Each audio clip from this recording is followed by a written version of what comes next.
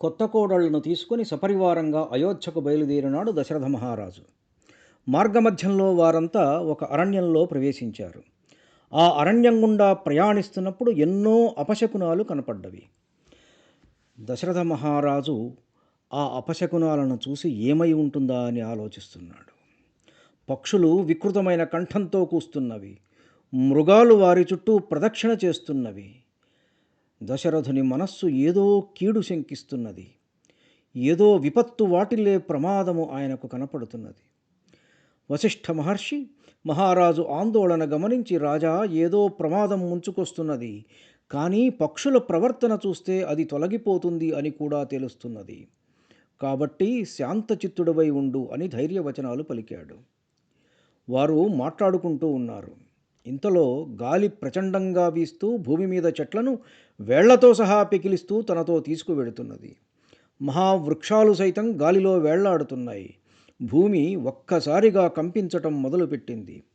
చతురంగ బలాలన్నిటి మీద బూడిద కప్పివేయగా దశరథుడు, ఆయన కుమారులు, కోడళ్ళు, వశిష్ఠాది మునిగణము తప్ప అందరూ మూర్ఛపోయారు.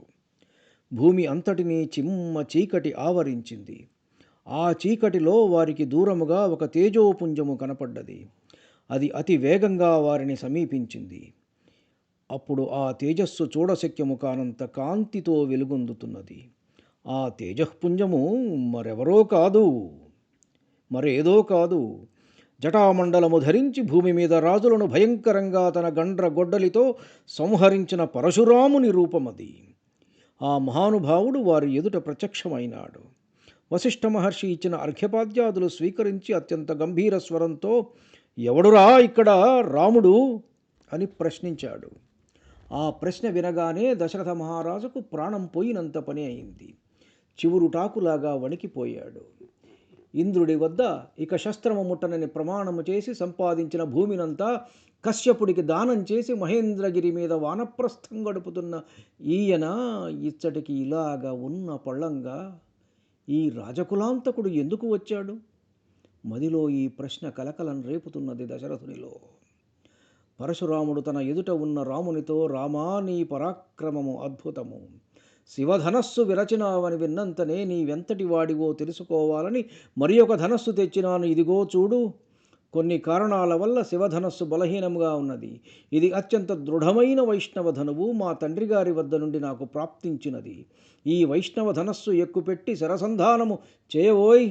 నీ బలమేమిటో అప్పుడు తెలుస్తుంది. అప్పుడు నీకు నాతో ద్వంద్వ యుద్ధాన్ని అనుగ్రహిస్తాను అని పరశురాముడు పలికిన మాటలు దశరథుడి గుండెలలో ములుకులుగా గుచ్చుకున్నవి. భార్గవ, నా రాముడు పసిబాలుడయ్యా, ఇప్పుడిప్పుడే జీవితంలో అడుగు పెడుతున్నాడు.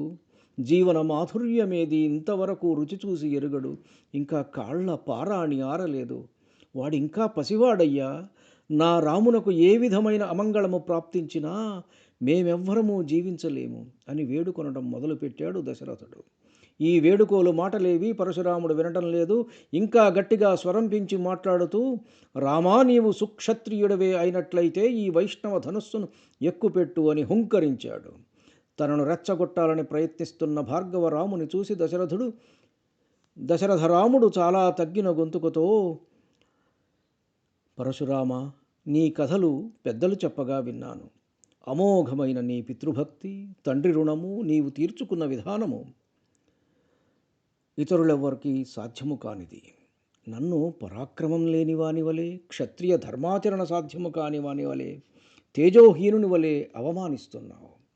నా పరాక్రమము నీకు రుచి చూడవలనని ఉన్నదా? అయితే ఇదిగో చూడు అంటూ పరశురాముడి చేతి నుండి చాపము శరము తీసుకొని విల్లెక్కుపెట్టి శరసంధానం చేశాడు. తీవ్రమైన కోపంతో, ఓ భార్గవరామ, నీవు బ్రాహ్మణుడవు కావున నీ ప్రాణము తీయను. నేను ఒక్కసారి బాణం సంధిస్తే అది వృధాగా పోరాదు. నీ పాదగమన శక్తిని కొట్టమంటావా, నీవు తపస్సు చే సంపాదించుకున్న ఉత్తమ లోకాలను కొట్టమంటావా అని అడిగాడు శ్రీరాముడు. రాముడు వైష్ణవ ధనుస్సును ఎక్కుపెట్టగానే పరశురాముడు నిర్వీర్యుడై, జడుడై, నిశ్చేష్టుడైపోయాడు. అప్పుడు పరశురాముడు మెల్లగా, రామా, నా గమనశక్తిని కొట్టవద్దు, నా తపోలోకాలను కొట్టుము, ఇక ఆలస్యము చేయకయ్యా అని అనగానే రాముడు ఆయన చెప్పినట్లుగా చేసినాడు. అప్పుడు పరశురాముడు రామచంద్రునితో, రామా, నేను నీ చేతిలో పరాజితుడనైనాను, అందుకు నేను సిగ్గుపడను అని పలికి మహేంద్రగిరికి అతివేగముగా వెళ్ళిపోయినాడు.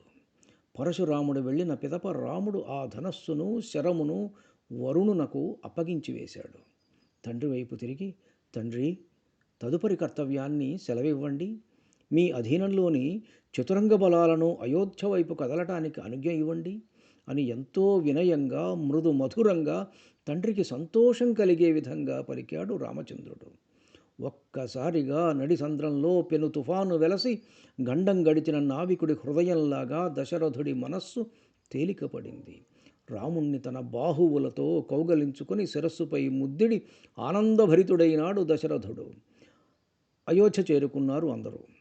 కౌసల్య, సుమిత్ర, కైకేయి కొత్త కోడళ్లకు ఎదురేగి ఆహ్వానం పలికి మంగళకరంగా గృహదేవతలను పూజించి పెద్దలందరి దీవెనలను కోడళ్లకు ఇప్పించి ఎన్నో భూరిదానాలు చేశారు.